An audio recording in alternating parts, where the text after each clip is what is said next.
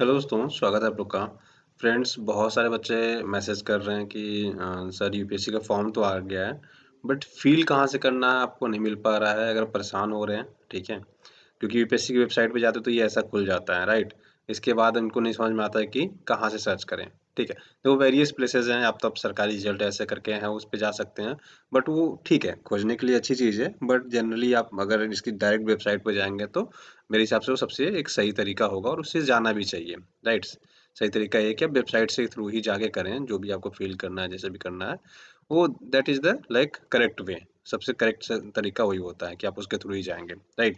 तो जस्ट आपको कुछ नहीं करना है, आप जस्ट यूपीएससी ऑनलाइन टाइप करेंगे ना, तो आपकी वेबसाइट खुल जाती है। क्या? UPSC online UPSC online dot NIC dot in. ये एक्चुअली यूपीएससी की वेबसाइट है, राइट? ये जो वेबसाइट है, ये यूपीएससी की ही दोस्तों वेबसाइट है, ठीक है?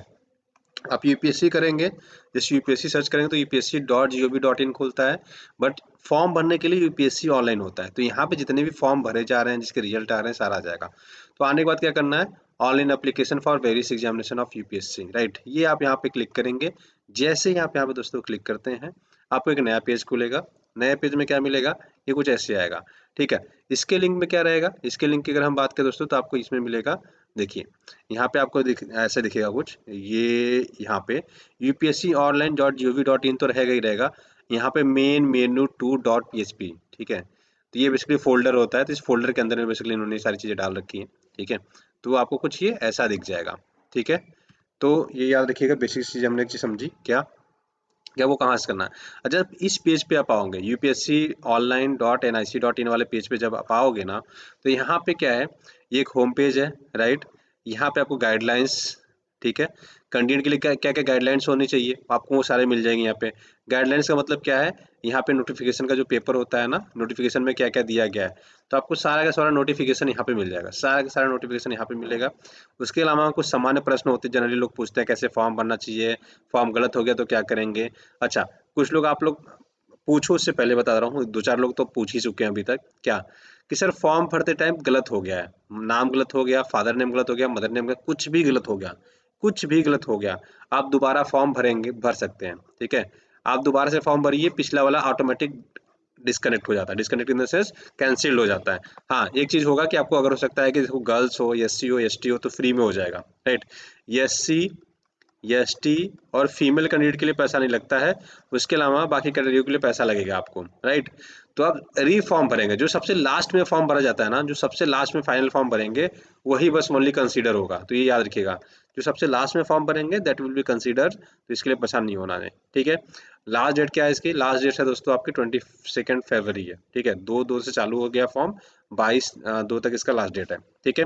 अब जस्ट यहाँ पे मतलब आवेदन करने के बाद प्रिंट वगैरह के लिए देगा, फिर कॉन्टेक्ट अस वगैरह ये सब देगा। आपको जस्ट कुछ नहीं करना है, जो ये पार्ट 1 रजिस्ट्रेशन है ना, जैसे इस पार्ट 1 रजिस्ट्रेशन पे आपको जस्ट क्लिक कर देना है। जैसे ही यहाँ पे क्लिक करेंगे, कुछ यस नो करने के लिए आपसे पूछा जाएगा, कंसेंट पूछा जाएगा। वहाँ के बाद जैसे आप यस करते हैं, मैं आगे ले चलता हूँ पेज पे, ठीक है? जैसे इस पेज पे आप आओगे, राइट? जैसे ही इस पेज पे आप आओगे, तो यहाँ पे यस और नो के लिए पूछा जाएगा। ऊपर से कई मतलब देखो 23 आपको बेसिकली डिफरेंसेस दी गई है कि क्या-क्या है इसमें, कैसे ध्यान रखना है, किन चीज़ों को भरना है, कैसे-कैसे लैंग्वेजेस चूज़ करनी है, कैटेगरी वगैरह सब के बारे में कहा जाता है। आप जस्ट यस करेंगे, आपको एक नेक्स्ट पेज खुल के आएगा, ठीक है? Something like that. अब इस पेज में क्या है, ये पार्ट 1 का पार्ट है। अब पार्ट 1 का रजिस्ट्रेशन होगा पहले, उसके बाद पेमेंट होगा। अगर फीमेल कैंडिडेट है, राइट? एससी है, एसटी है, तो आपको पेमेंट नहीं देना पड़ेगा, अदरवाइज़ आपको पे करना पड़ेगा।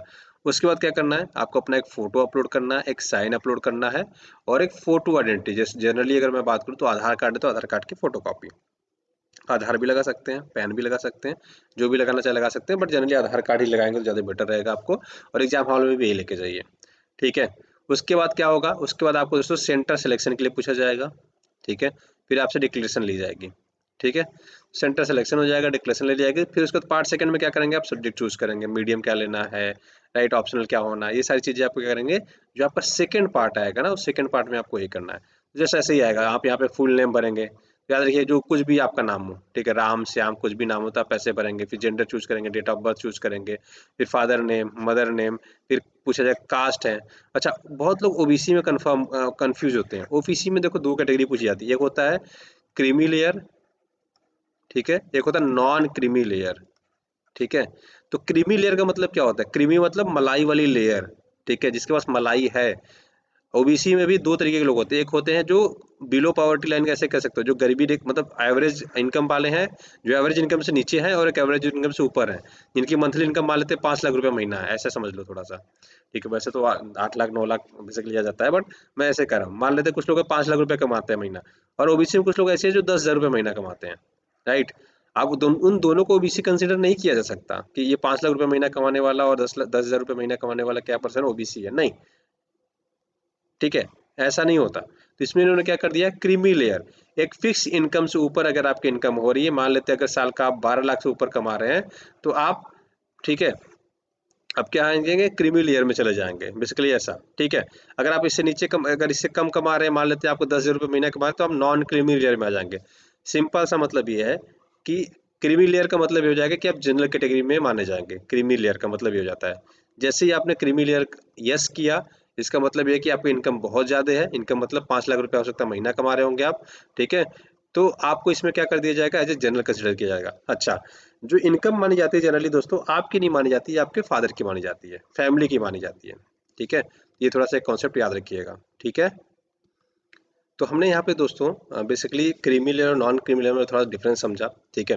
तो याद रखिए, क्रीमी लेयर का मतलब है मलाई वाली लेयर, ठीक है? क्रीमी लेयर, इसको बोलते हैं CL, creamy layer. Non creamy layer का मतलब होता है जिसके पास मलाई नहीं है, बस छाछ ही मिला है उसको तो, ठीक है? उसके पास मलाई है नहीं, दूध ही दूध मिल रहा है, और यहाँ पे मलाई और दूध दोनों मिल रहा है, ठीक है? यहाँ पे मलाई और दूध दोनों है, बस यहाँ पे मलाई नहीं है, बस दूध दूध मिल रहा है, ठीक है? दूध की मलाई यहाँ पे ऊपर वालों ने ले ली है, ऐसा समझ लीजिए, ठीक है? तो ये जो ऊपर वाले होते हैं वो क्रीमी लेयर हो जाते हैं। जब भी आप सेलेक्ट करें जनरली, अगर आप ओबीसी कैटेगरी में है, तो आप क्या सेलेक्ट करेंगे, नॉन क्रीमी लेयर। अगर मान लीजिए एस नो में पूछता है तो हमेशा नो करेंगे, कि आप क्रीमी लेयर में है तो आप लिखेंगे नो, ठीक है? आप क्रीमी लेयर में नहीं है। जनरली ये होगा जिसकी इनकम बहुत ज़्यादा नहीं है, ठीक है? और जनरली ओबीसी वही लोग भरते हैं जिनका क्रीम मतलब फादर इनकम या फैमिली इनकम बहुत लो होती है, ठीक है? तो इन चीज़ों का ध्यान रखेंगे, राइट? तो वो इस फॉर्म का ही एक जस्ट उसके आगे का पार्ट है, जैसे यहाँ पे हमने देखा था ना, फार्म मदर नेम वगैरह ये सब लिखते हुए। फिर जैसे अगर आप मेल फीमेल वगैरह हो ना, तो यहाँ पे एग्जेम्पशन दिया जाता है, ठीक है? शुल्क माफ दिया जाता है। किसको किस लिए, देख लो यहाँ पे लिखा हुआ है, एससी को है, एसटी को है और फीमेल कैंडिडेट को, इनको माफ़ कर दिया जाएगा। आप अपने क्वालिफिकेशन सर्च करेंगे, फिर सब्जेक्ट क्या था आपका, स्ट्रीम क्या था, इंजीनियरिंग है तो इंजीनियरिंग करेंगे, राइट? उसमें ब्रांच क्या थी, अगर नहीं ब्रांच तो नहीं आता, डिग्री डिग्री किस में है, जैसे आप यहाँ ग्रेजुएशन कर दोगे, पास हो के अपीयरिंग हो, उसका डिग्री किस में, इंजीनियरिंग में है, एमएससी है, बीए है, बीकॉम है, ऐसे भरा जाएगा। फिर आपको अपना एड्रेस भरना है यहाँ पे, फिर आप पे मोबाइल नंबर, ठीक है, मतलब डिटेल एड्रेस और पिन कोड डालना है, ईमेल एड्रेस 2 बार डालना है, कंफर्म करना है, और एक अल्टरनेट ईमेल चाहे तो आप डाल सकते हैं, ठीक है? जैसे ही आप इसको कंटिन्यू पे करेंगे, देन आपको मैंने बताया था क्या क्या आएगा। आपको दोस्तों पेमेंट पूछा जाएगा, पेमेंट के बाद वही वाली प्रोसेस, ठीक है? यहाँ पे क्लिक, सॉरी, उस पर आपको आ जाएगा वही पेमेंट। जैसे ये पहला पार्ट का हम क्या करेंगे, फिलअप करेंगे, उसके बाद क्या आ जाएगा, आपको पेमेंट आ जाएगा। पेमेंट के बाद फोटो, साइन, आइडेंटिटी, आपका आईडी कार्ड, राइट? उसके बाद सेंटर सिलेक्शन, फिर आपका डिक्लेरेशन। जैसे आप डिक्लेरेशन कंप्लीट करेंगे, ठीक है, उसके बाद क्या हो जाएगा आपका, उसके बाद नेक्स्ट आ जाएंगे आप किसमें, जस्ट सेकंड पार्ट में। सेकंड पार्ट में आपको रजिस्ट्रेशन आईडी डालना होता है, डेट ऑफ बर्थ डालना होता है, और उसके बाद आपको ये कैप्चा डालना होता है, राइट? रिफ्रेश कैप्चा, ये जो है रिफ्रेश कैप्चा का मतलब क्या है, अगर आपको नहीं समझ में आया तो जस्ट यहाँ पर रिफ्रेश पे क्लिक करेंगे, ये फिर से बदल जाएगा, ठीक है? और इसको सबमिट करेंगे तो उसके बाद वही आपको डिटेल अपना यूपीएससी में क्या क्या सब्जेक्ट लेना चाहते हैं, ऑप्शनल क्या है, जीएस में लैंग्वेज कौन सी चूज करना है, ये सारा पूछा जाएगा और फाइनल सबमिट हो जाता है। अब जनरली मैं चाहता तो दोस्तों आपको क्या करता, एक फॉर्म फिलअप करके दिखा देता, ठीक है, एज ए फीमेल कैंडिडेट करता, और उसमें आपको पैसे भी नहीं लगते। बट जनरली वो यूपीएससी के लिए दर्द सर दर्द हो जाता है। सपोज करो मैं आपको एक डेमो के तौर पे पूरा फॉर्म फिलअप करता, ठीक है, एक डमी डेटा क्रिएट करता, राइट? एक डेमो के तौर पे किसी भी फर्जी नाम, फर्जी ईमेल, सब कुछ, मोबाइल नंबर, ये वो, आईडी वाईडी सब लगा देता, ये तुरंत वेरीफाई तो होता नहीं है, राइट? तो मैंने कुछ भी डाल दिया यहाँ पे। अब क्या हुआ, ऑटोमेटिक दोस्तों यूपीएससी इसके लिए एडमिट कार्ड अलॉट कर देगा। अगर मैंने फीमेल डाल देता है, एससी डाल देता है, एसटी डाल देता है, मेरे को पैसे भी पेमेंट नहीं करने पड़ते थे, राइट? लेकिन यूपीएससी क्या करेगा, इसके लिए एडमिट कार्ड अलॉट कर देता। तो एक एक्स्ट्रा वर्क बेसिकली यूपीएससी के लिए हो जाता है कि एक एग्जामिनेशन सेंटर में एक पर्सन को नाम अलॉट होगा, उसके नाम से सेंटर होगा, और उसको बहुत सारी चीज़ें, उसमें बहुत सारे, एक पर्सन में बहुत खर्चा आता है। जनरली हम लोग फीस कितनी देते हैं, 100 रुपये, राइट? लेकिन यूपीएससी खर्चा दोस्तों 100 रुपये नहीं आता है, इनका खर्चा लगभग 500 रुपये से ज़्यादा आ जाता है एग्जाम कराने में, ठीक है? एग्ज़ाम कराने में, प्रीलिम्स का एग्ज़ाम कराने में, मेंस और इंटरव्यू तो छोड़ दो, बहुत ज़्यादा खर्चा हो जाता है। बट जनरली इनको मिनिमम ₹500 खर्चा आ जाता है पर हेड पे। तो एक गलती से हम लोग डेमो के रूप में फॉर्म भरेंगे, तो याद रखिए हम लोग ₹500 का नुकसान कर देंगे किसका? सरकार का अपने। तो वो काम नहीं करना है, डेमो करना ठीक है, या तो फिर किसी का फॉर्म भरें, वो डेमो कर दे, चलो समझ में आता है, किसी पर्सनल किसी व्यक्ति का भर रहे हैं। बट दिक्कत ये है कि किसी और व्यक्ति का हम भर रहे हैं, तो उसका भी डिटेल सार्वजनिक हो जाएगा, तो उसकी अगर प्राइवेसी की बात करें, तो वो चीज़ें ठीक नहीं है, राइट? जस्ट हमने ऐसे ही डेमो डमी डेटा बस देखा। हाँ, हम एक काम और कर सकते थे कि इसको फाइनल सबमिट नहीं करते, लास्ट में जाके छोड़ देते हैं, राइट? जहाँ फाइनल सबमिशन आता। तो वो क्या होता है, वो रिजेक्ट हो जाता, राइट? जनरली रिजेक्ट हो जाता, बट वो सही तरीका भी नहीं है ना, क्योंकि आप डेटाबेस में बिना मतलब कुछ कुछ चीज़ें क्रिएट कर रहे हो, राइट? तो that's why like we didn't do that. ठीक है, तो आशा करता हूँ बेसिकली आपको जो कॉन्सेप्ट समझ आना था बेसिक दोस्तों आपको समझ में आ गया होगा। ठीक है, वीडियो यूजफुल लगी हो तो अपने दोस्तों के साथ शेयर सब्सक्राइब जरूर करिएगा। वीडियो देखने के लिए बहुत बहुत धन्यवाद। Thank you so much. Have a great day.